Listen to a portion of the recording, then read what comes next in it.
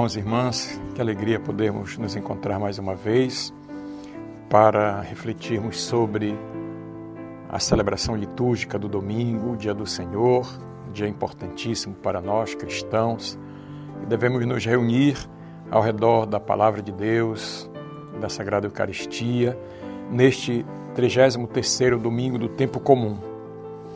É bom a gente lembrar que já estamos nos aproximando do final do ano litúrgico, cujo último domingo é a solenidade de Cristo Rei, a ser celebrada, portanto, no próximo domingo. E nesses períodos agora do ano litúrgico, a grande mensagem da liturgia é exatamente essa: pensar nos momentos derradeiros do ministério público de Jesus, que nos aponta também, digamos assim, uma reflexão sobre o fim dos tempos, a meta final para onde Deus nos conduz e que faz nascer em nós a esperança e a coragem para enfrentar as adversidades e lutar pela chegada do reino de Deus em nosso meio. Na verdade, esse reino já está no meio de nós, mas precisamos trabalhar para que ele se concretize plenamente. Gostaria de lembrar que neste dia nós celebramos também o Dia Mundial dos Pobres, comprometendo-nos em ser uma igreja verdadeiramente que não fica indiferente à situação e ao sofrimento dos mais pobres e excluídos. E a igreja no Brasil vive também nestes dias, começa no dia 11 e vai até o dia 15, o 18º Congresso Eucarístico Nacional, que acontece em Recife com o tema Pão em Todas as Mesas. Então, com estas motivações próprias para este domingo, vamos refletir sobre as leituras. A primeira leitura é tirada do livro do profeta Malaquias, que diz assim: Eis que virá o dia abrasador, como fornalha em que todos os soberbos e ímpios serão como palha. E esse dia vindouro haverá de queimá-los, diz o Senhor dos Exércitos, tal que não lhes deixará raiz nem ramo. Para vós que temeis o meu nome, nascerá o sol da justiça, trazendo salvação em suas asas. Então, este texto de Malaquias, é bom talvez a gente situar rapidamente lá no tempo, ele acontece, o ministério de Malaquias acontece possivelmente quando o segundo templo de Jerusalém já havia sido destruído. O povo vivia sob o domínio de um império estrangeiro chamado Império Persa, e o fato desse povo estar ali subjugado a um poder estrangeiro não impede que o profeta convide o povo a permanecer entusiasmado pelas expectativas de reconstrução da terra. Depois daquele tempo lá, como a gente conhece, do exílio da Babilônia, com a destruição de Jerusalém, Deus agora vai dar uma nova chance para o povo escolhido se reconstruir. Então, nesse sentido, essa volta, podemos dizer assim, do exílio, faz o povo pensar numa realidade nova, numa promessa que Deus lhes concedeu de um futuro maravilhoso, um reino de paz, de bem-estar e de justiça. Porém, ali a gente sabe que não era tão simples, tão fácil realizar essa promessa, realizar a reconstrução do povo. Por isso o povo começa a manifestar a desilusão. Por isso também ainda, Malaquias, numa linguagem profética, dirige palavras de conforto e esperança para dizer: Deus não abandona o seu povo. Deus vai intervir na história, destruindo o mal e fazendo triunfar o bem, a justiça, a verdade. Então a gente poderia dizer aqui, esse texto deve ser lido numa chave de interpretação da Sagrada Escritura, que é a chave da esperança. A esperança no Deus libertador, que se propõe a enfrentar com o povo todos os dramas da vida e da história. Essa esperança que devemos, digamos assim, alimentar ainda hoje, apesar das situações dolorosas que vivemos e que vemos acontecer ao nosso redor. Então, este convite a cada um para assumir o compromisso com Deus, pôr em prática o amor ao próximo, entrar na dinâmica da conversão, prestando verdadeiro culto ao Senhor, convida também a comunidade a participar das assembleias litúrgicas realizadas no templo como um sinal de proximidade com Deus ou de pertença a Deus. A menção ao dia do julgamento significa que Deus é que conduz a história e irá intervir naquilo que é chamado o dia do Senhor. E é bom a gente lembrar aqui que o dia do Senhor, para o Malaquias, não significa o fim dos tempos, nem o fim do mundo. Às vezes a gente tem uma ideia, eu diria assim, meio mal acabada, mal interpretada deste dia do Senhor. Até hoje, mesmo depois de termos passado lá por Jesus Cristo, anunciando uma nova proposta de vida, podemos dizer até uma nova conceituação dessa relação entre Deus e seu povo, e desta segunda vinda também, como é chamada. Na verdade, a menção ao dia do julgamento significa que Deus conduz a história e irá intervir na história. Portanto, não é o fim do mundo, mas o tempo em que Deus será, de fato, o único soberano de Israel, quando o povo escolhido depositará toda a sua confiança nele. E, portanto, não deve desistir de lutar pelo bem, mesmo diante dos desvios do soberano daquele tempo, e por que não dizer também do nosso tempo. E vocês viram muito bem que aqui no finalzinho, a palavra do profeta Isaías, ela é muito, vamos dizer assim, aponta para este novo tempo, dizendo assim: para vós que temeis o meu nome, nascerá o sol da justiça, trazendo a salvação em suas asas. Então, de que será que este profeta, o que será que ele está falando quando se refere ao sol da justiça? Eu creio que ele fala que nascerá o sol da justiça, eu creio que ele está falando de algo que vai se concretizar na pessoa de Jesus. Os cristãos, depois, analisando a profecia de Isaías, vão, digamos assim, colocar luz nessa expressão, o sol da justiça, que é Jesus. Então, para os cristãos, e poderíamos dizer para o povo daquele tempo, Jesus é o sol da justiça que brilhou no mundo, trazendo a salvação para quem o recebeu e para quem o recebe nos tempos de hoje. Portanto, irmãos e irmãs, para nós que vivemos tempos assim tão sombrios, tão difíceis às vezes de serem analisados, interpretados, eu creio que essa palavra de Deus, vindo lá de um tempo tão distante, ela nos ajuda de fato a perceber essa presença de Deus na história, como Ele intervém, como Ele nos orienta, para que nós não sucumbamos a qualquer proposta, venha de onde vier, dos soberanos deste mundo, digamos, que às vezes nos querem levar junto consigo para situações, às vezes, desastrosas da vivência humana, da condição humana. Portanto, a palavra de Deus hoje, nessa primeira leitura, ela vai profetizar para nós a vitória dos justos no dia do Senhor. Os ímpios e soberbos serão queimados como palha e aqueles que temem a Deus serão salvos, portanto, pelo sol da justiça que nascerá e que para nós nada mais, nada menos é que o Senhor Jesus. Portanto, fiquemos atentos para todos os acontecimentos que estão aí ao redor de nós. É bom a gente lembrar que essas profecias, elas têm uma atualidade muito grande e é necessário que nós estejamos atentos aos sinais de Deus, presente na história, na realidade da nossa vida, no dia a dia da nossa existência, porque é exatamente aí, dentro desse contexto, que Deus age. A gente pensa que Deus está longe das coisas, pelo contrário, Pelo contrário. Então, esses eventos que hoje acontecem não devem nos meter medo. As destruições, as guerras, as lutas, as pragas, as pandemias, Às vezes, algumas visões que podem dificultar a nossa compreensão da palavra de Deus, na qual Deus nos convida a não ter medo, a não temer, porque o término destes sofrimentos está próximo, segundo a profecia que nós ouvimos.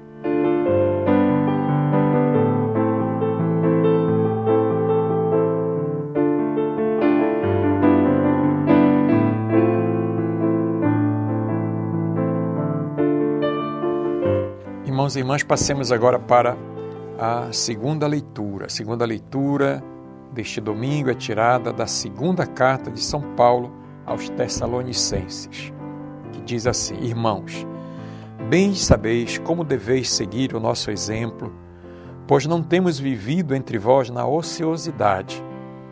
De ninguém recebemos de graça o pão que comemos. Pelo contrário, trabalhamos com esforço e cansaço de dia e de noite para não sermos pesados a ninguém. Não que não tivéssemos o direito de fazê-lo, mas queríamos apresentar-nos como exemplo a ser imitado. Com efeito, quando estávamos entre vós, demos esta regra: quem não quer trabalhar, também não deve comer.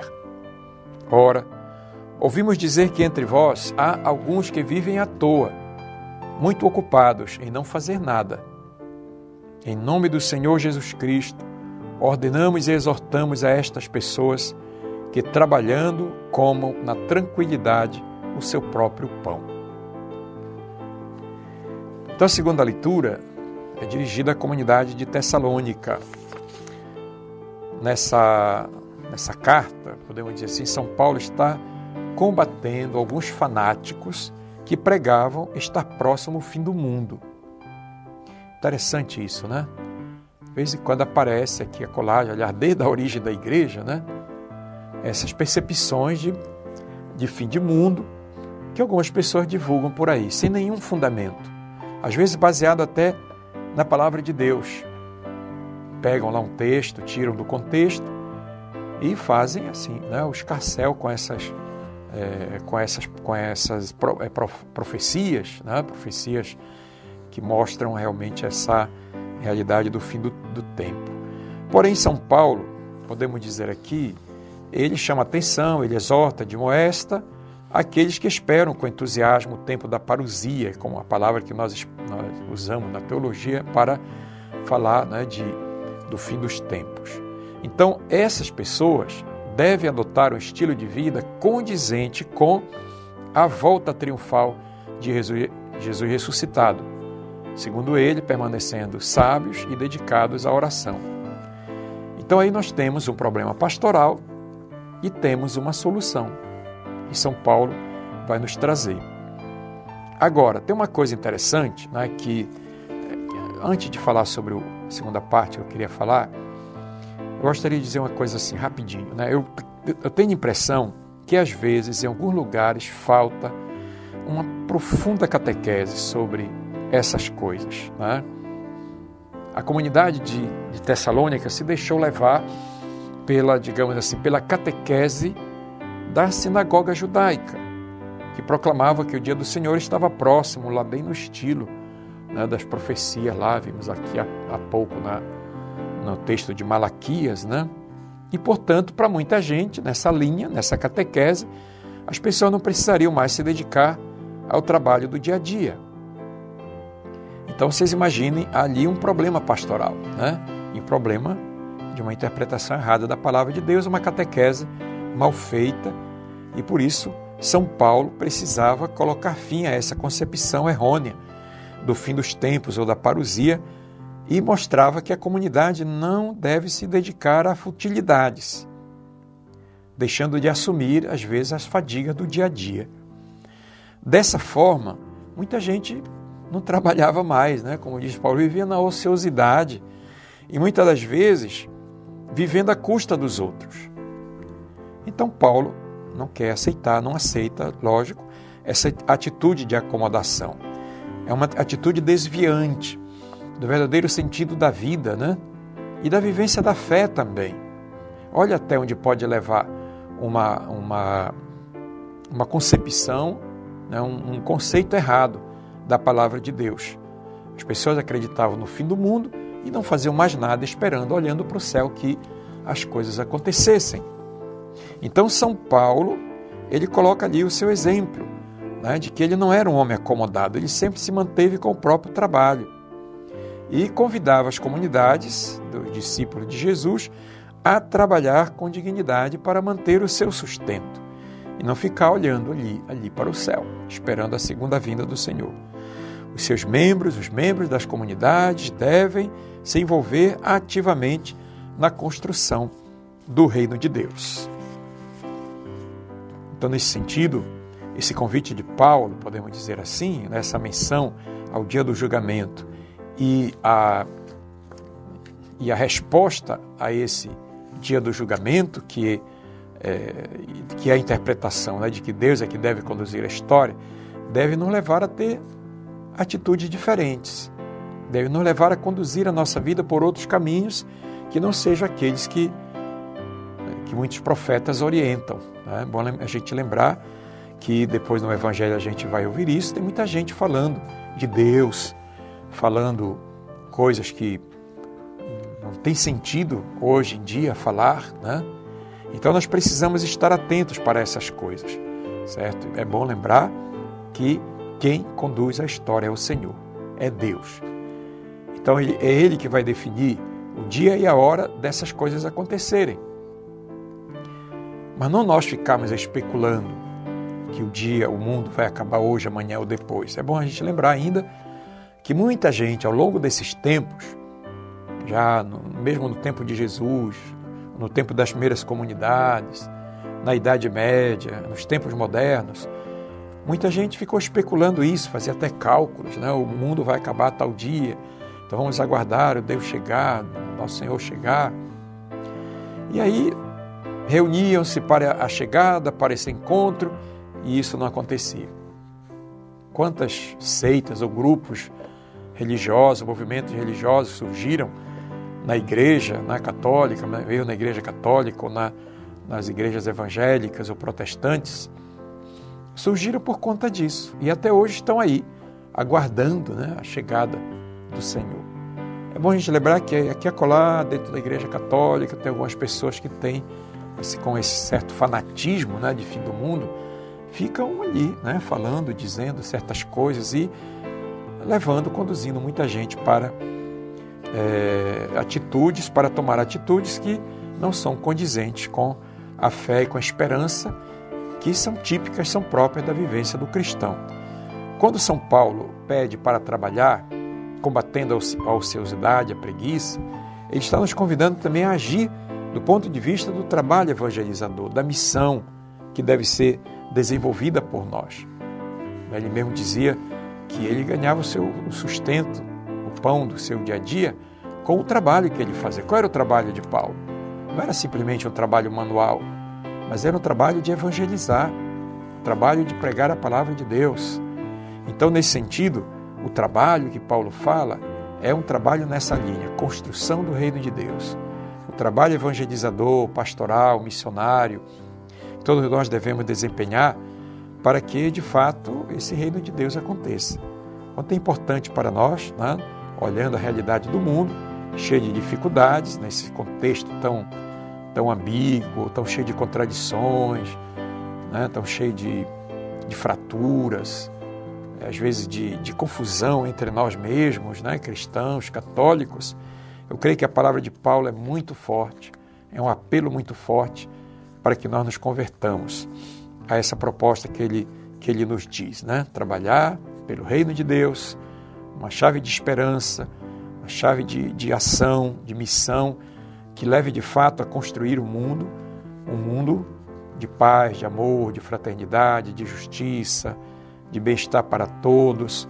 Isso está muito claro, né, dentro da liturgia que nós celebramos hoje, para que assim nós, assumindo o nosso papel, a nossa missão, nosso compromisso com Deus, possamos entrar realmente nessa dinâmica da conversão, prestando um verdadeiro culto a Deus e ao mesmo tempo amando-nos uns aos outros como irmãos, criando a fraternidade tão querida e amada por Deus. Nesse sentido, a gente pode dizer, o dia do Senhor pode vir a qualquer hora, que nós estaremos preparados para que isso aconteça. Oxalá, né, todos nós nos empenhemos para a vinda deste dia.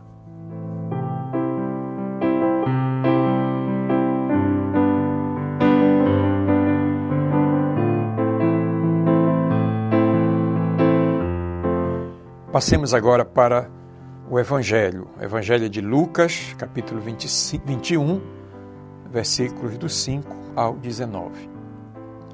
Naquele tempo, algumas pessoas comentavam a respeito do templo, que era enfeitado com belas pedras e com ofertas votivas. Jesus disse: Vós admirais estas coisas? Dias virão em que não ficará pedra sobre pedra, tudo será destruído. Mas eles perguntaram: Mestre, quando acontecerá isto? Qual vai ser o sinal de que estas coisas estão para acontecer? Jesus respondeu: Cuidado para não ser desenganados, porque muitos virão em meu nome dizendo: Sou eu, e ainda, o tempo está próximo. Não sigais essa gente. Quando ouvides falar de guerra e revoluções, não fiqueis apavorados. É preciso que estas coisas aconteçam primeiro, mas não será logo o fim. E Jesus continuou: Um povo se levantará contra outro povo, um país atacará outro país. Haverá grandes terremotos, fomes e pestes em muitos lugares.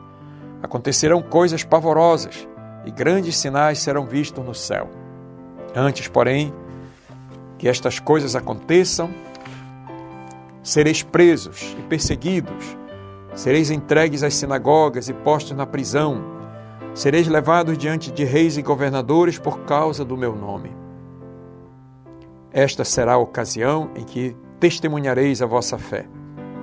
Fazei o firme propósito de não planejar com antecedência a própria defesa, porque eu vos darei palavras tão acertadas que nenhum dos inimigos vos poderá resistir ou rebater.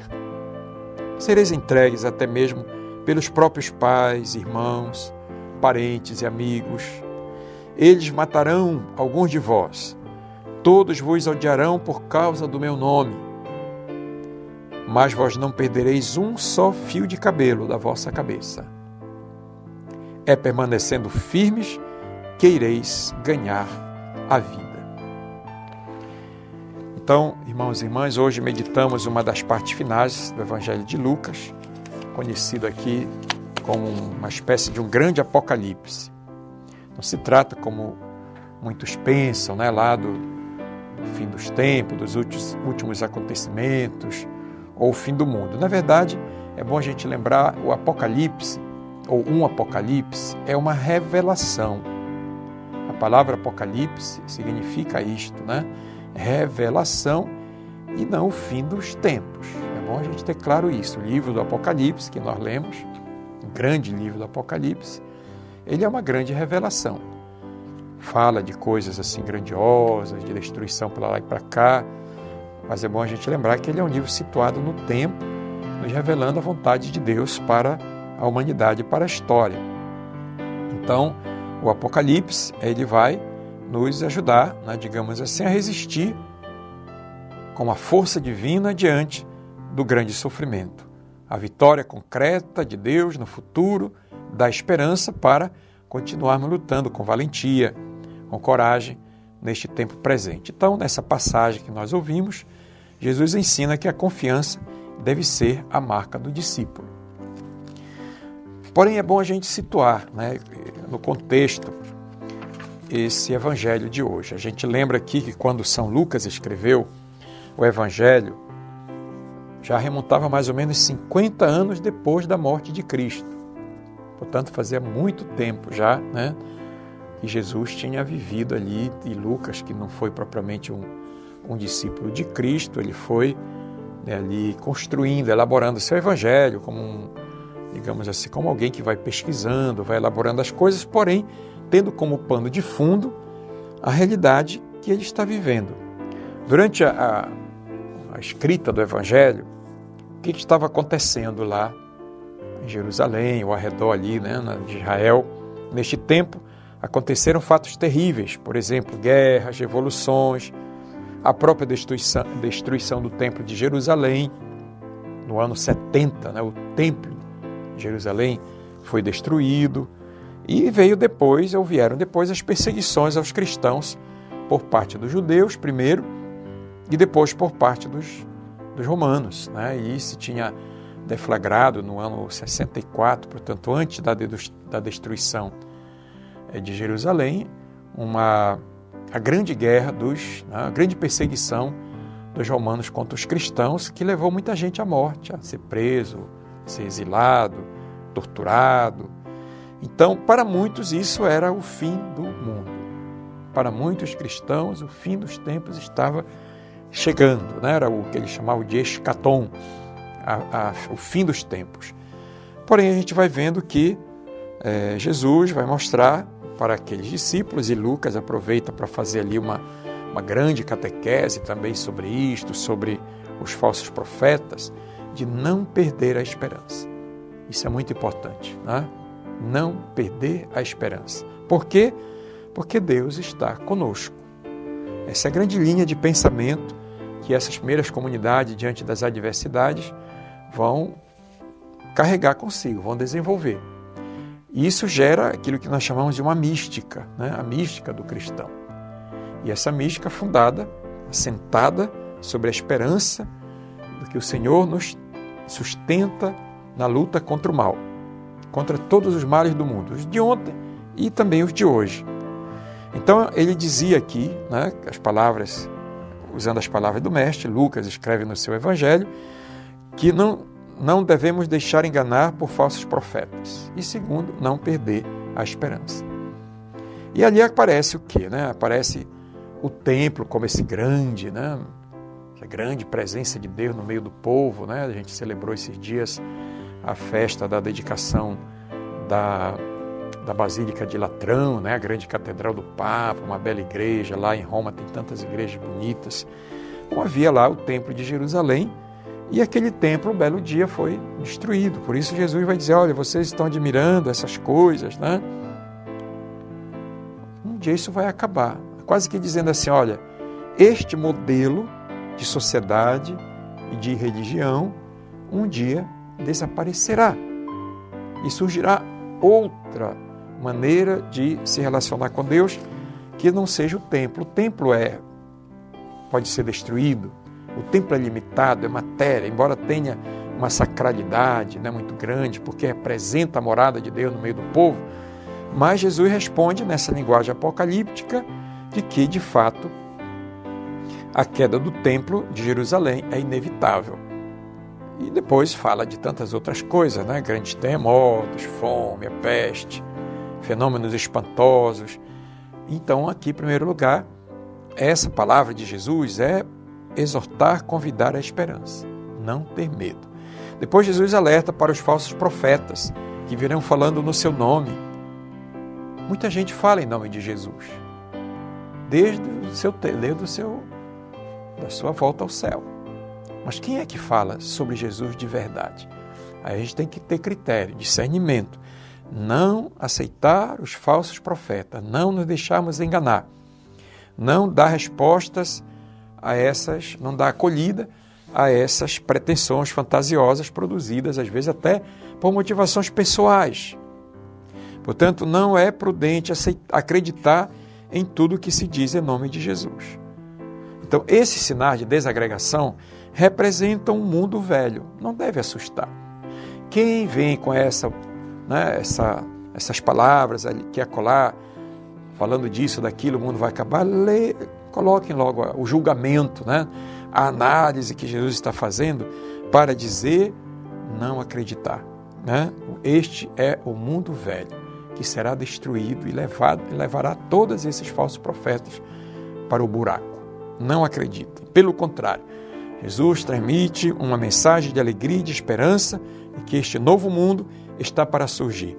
Ergam a cabeça, porque a libertação está próxima. Portanto, Jerusalém deixa de ser o lugar definitivo da salvação e começa o tempo da igreja, em que a comunidade dos discípulos testemunharão a salvação. Essa é a grande mensagem, né, do Evangelho de hoje. É nisso que nós devemos acreditar.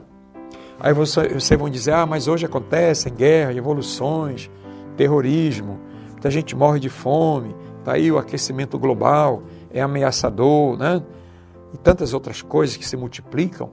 E para muita gente parece remontar o fim do mundo. Qual é a nossa atitude diante do mundo catastrófico em que vivemos? Primeiro, não desperdicemos o nosso tempo ouvindo esses visionários. acreditando em revelações privadas. Revelações não existem mais. Nós podemos acreditar na palavra do Evangelho. Tomem cuidado com essas pessoas que dizem, eu tive uma revelação. Tomem cuidado, porque não tem fundo de verdade. Às vezes é um surto psicótico que essas pessoas têm e dizem que estão vendo Jesus aqui e acolá. Tomem cuidado. Segundo, temos a certeza de que, não obstante todas as contrariedades, o mundo novo, o reino de Deus, um dia certamente triunfará sobre todas essas coisas. Diante das dificuldades, não nos deixemos levar pelo desânimo, mas acreditemos de fato na vitória final do reino de Cristo. E por isso Cristo nos garante: levantai a cabeça, porque se aproxima a libertação. E é aqui que nós queremos, mais uma vez, reiterar, reforçar, que a questão fundamental é permanecer firme e fiel neste tempo intermediário entre aquele tempo do templo que foi destruído e a segunda vinda do Senhor. E nós temos aqui a ajuda da palavra de Deus para fortalecer a nossa esperança e a nossa caminhada neste mundo que precisa de tanta conversão, de tanta mudança, para que o reino de Deus aconteça já aqui e agora entre nós.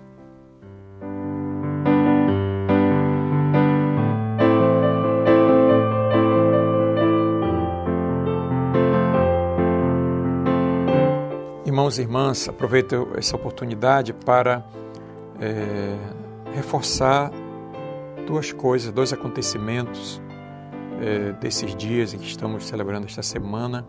A primeira é o Dia Mundial dos Pobres, esse dia que foi criado pelo Papa Francisco para nos ajudar a ter essa consciência do nosso dever, da nossa missão, junto a todos aqueles que sofrem as consequências, às vezes, da própria estrutura de sociedade em que nós vivemos e que, às vezes, relega, digamos, muitas pessoas a uma situação de muita pobreza e de fome real, verdadeiramente.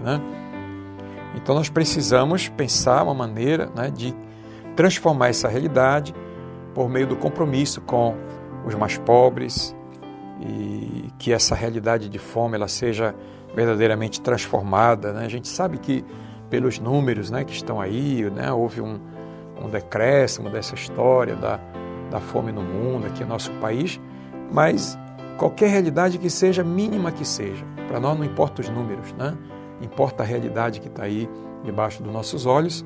E o apelo do Papa para todas as igrejas particulares é que se esforcem para, de fato, criar condições para que nossos irmãos que passam mais fome do que nós, ou que são mais pobres do que nós, eles tenham uma condição de vida digna. A segunda lembrança que eu gostaria de trazer aqui é a realização do Congresso Eucarístico, que será realizado em Recife, com este tema, Pão em Todas as Mesas. É bom a gente levar em consideração que aqui tem toda uma questão histórica dessa ideia de um Congresso Eucarístico que nasceu na segunda metade do século XIX na França. E a ideia de reforçar o sentido da Eucaristia naquele tempo é porque ali surgiu uma espécie de heresia, se a gente pode falar assim, chamada jansenismo, que ensinava que a humanidade decaída não merecia receber a Eucaristia, sendo ela prêmio apenas dos perfeitos, digamos. Então, vocês imaginem, na cabeça dessas pessoas estava ali algo que parecia que a Eucaristia era uma coisa tão sagrada que poucas pessoas podiam aproximar-se dela. Olha que aqui e acolá a gente tem essa impressão que o jansenismo ainda não acabou, Está muito firme, muito forte ainda nos nossos meios. Depois, naquela época também havia uma forma muito grande de um ateísmo militante, de uma secularização muito forte. E aí então apareceu essa história, essa ideia de realmente promover peregrinações de reparação aos santuários que recebiam os testemunhos dos chamados milagres eucarísticos, sendo uma figura importante São Pedro Julião Aymardi, que foi um dos primeiros inclusive a influenciar ali os papas daquela época para que pudessem ser realizados os congressos eucarísticos, e o primeiro foi realizado na França, em 1881, sob as bênçãos do Papa Leão XIII. Depois o Papa Pio X reforçou isto ainda mais e, enfim, começou essa ideia de se realizar os grandes congressos eucarísticos em todo o mundo, né? Tem os congressos eucarísticos internacionais e cada país deveria realizar o seu. Então, com essa ideia, né, essa ideia chegou até aqui no Brasil e depois do Congresso Eucarístico que foi realizado em Lourdes, um grande Congresso Eucarístico Internacional, em 1914, aí os bispos que foram lá trouxeram essa ideia para o Brasil e o primeiro congresso aconteceu na Bahia, em 1933, né? O primeiro Congresso Eucarístico Brasileiro. O segundo foi em Minas Gerais, o terceiro aconteceu em 1939 na cidade de Recife, o primeiro congresso lá de Recife. Depois, em 1942, aconteceu em São Paulo, e assim vieram, né, os outros. Aconteceu também em 1953 o 6º Congresso Eucarístico Nacional aqui em Belém. A gente lembra que cada congresso desse tem um tema. Esse aqui de Belém se chamava Sagrada Eucaristia, Sacramento da Unidade da Comunidade.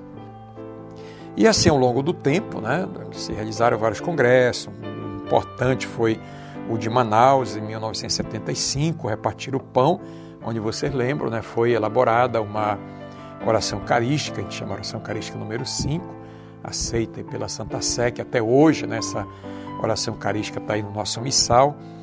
E depois, aqui em Belém, no ano de 2016, o último congresso, né, foi realizado entre nós, em agosto de 2016, durante as celebrações dos 400 anos de evangelização da Amazônia, e o tema era Eucaristia e Partilha na Amazônia Missionária. Então, agora, estes dias, do dia 11 até o dia 15, está sendo realizado lá em Recife o novo Congresso Eucarístico Nacional, que tem exatamente este tema, pão em todas as mesas, né? E é importante a gente, né, meditando sobre a Eucaristia e sobre esse tema, é bom a gente lembrar que é um tema desafiador, né? Aliás, falar de Eucaristia num mundo como o nosso já é uma coisa desafiadora, né? Então, a meta, segundo os organizadores desse congresso, é realizar um congresso com dignidade, ao redor, né, lógico, da Eucaristia, e motivar a solidariedade, sobretudo, por estarmos situados em uma região de tantos desafios sociais como é a região nordestina, né? Com todas as suas dificuldades. Então, nós temos aqui, né, podemos dizer assim, uma compreensão daquilo que é a Eucaristia como sacramento central da vida eclesial, e diante da Eucaristia a gente pode ver quantas distorções, quanto, né, a vivência deste sacramento, e às vezes quanto historicamente nos distanciamos de sua compreensão litúrgica, às vezes dando muito valor, né, aos aspectos, digamos assim, dogmáticos e canônicos, e à letra litúrgica, né, de certa gestualidade, de uma certa ritualidade, e às vezes esquecemos que a teologia eucarística, sobretudo do Concílio Vaticano II, ela nos afirma exatamente isso, né? Voltar às fontes litúrgicas, bíblicas, patrísticas, para recuperar o sentido comunitário, celebrativo, eucarístico e, podemos dizer até, para a vida de cada um, né? O sentido existencial.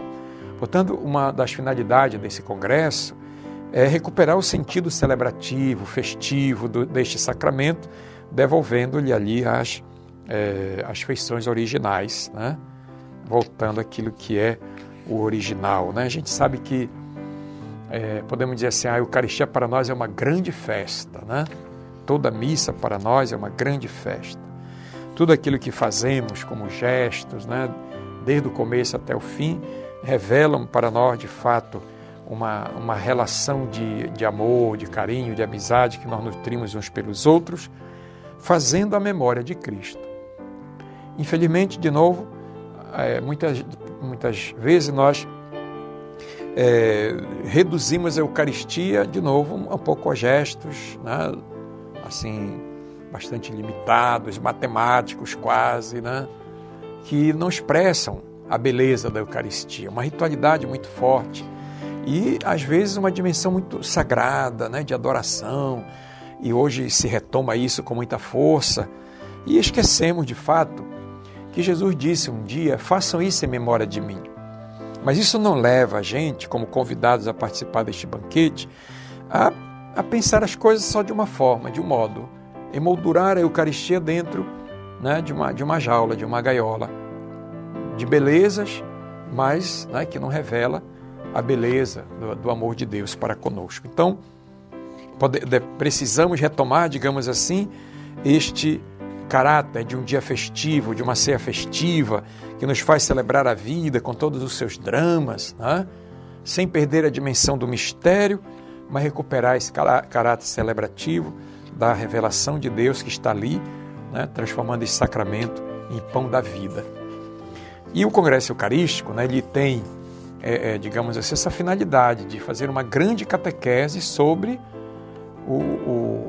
sobre a Eucaristia, tanto que haverá ali uma espécie de simpósio, né, de chamadas catequeses públicas até o dia 14, e tem um simpósio teológico, vai até o dia 14, com conferências, oficinas, que tem temas assim interessantes, por exemplo, Eucaristia e Mistério Pascal, aspectos históricos e sistemáticos, Eucaristia e pluralidade cultural, desafios teológicos e pastorais, Eucaristia, alimento para a missão.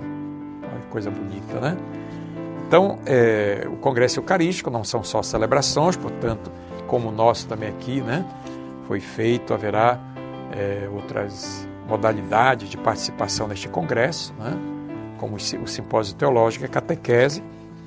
E lembrando que a Eucaristia, segundo o texto base que foi criado, né, para esse momento, né, e de preparação também, né, a esse momento, uma coisa fundamental é exatamente essa, né, de levar a compreensão da Eucaristia como memória de um sacrifício por amor, como diz o texto base, de aprofundar o sentido da alegria da Eucaristia como banquete da vida, e também a dimensão social e profética da Eucaristia. Isso aqui é muito importante, né? Pensar a Eucaristia não só uma coisa, digamos assim, quadrada dentro de um ritualismo, às vezes, né, repetitivo e vazio, mas dá um sentido de festa, de alegria, de compromisso e de missão. E eu gostaria ainda, né, de reiterar nosso convite né, para que nós todos participemos também da festa do Círio, da nossa diocese, de Bragança, que está se realizando nesses dias. Tem aí uma grande programação, né, que começou ali no dia 6 de novembro e vai se prolongar até o dia 20 de novembro. E depois tudo concentrando aqui na nossa catedral, durante a noite, as grandes celebrações, a reza do terço, né, e também uma programação cultural, social, todos devem participar. O tema do nosso Círio deste ano é Virgem de Nazaré, ensina-nos a ser igreja. É um tema que a gente vai desenvolver aí nas pregações, nas celebrações que nós iremos fazer. Então, queremos aqui convidar todos nossos queridos membros de nossa igreja de Bragança a participarem plenamente desta festa mariana também. O Senhor esteja convosco, Ele está no meio de nós, que desça sobre vós, sobre todas as famílias de nossa diocese, a bênção do Deus Todo-Poderoso e Misericordioso, em nome do Pai, do Filho e do Espírito Santo. Amém. Um abraço para todos.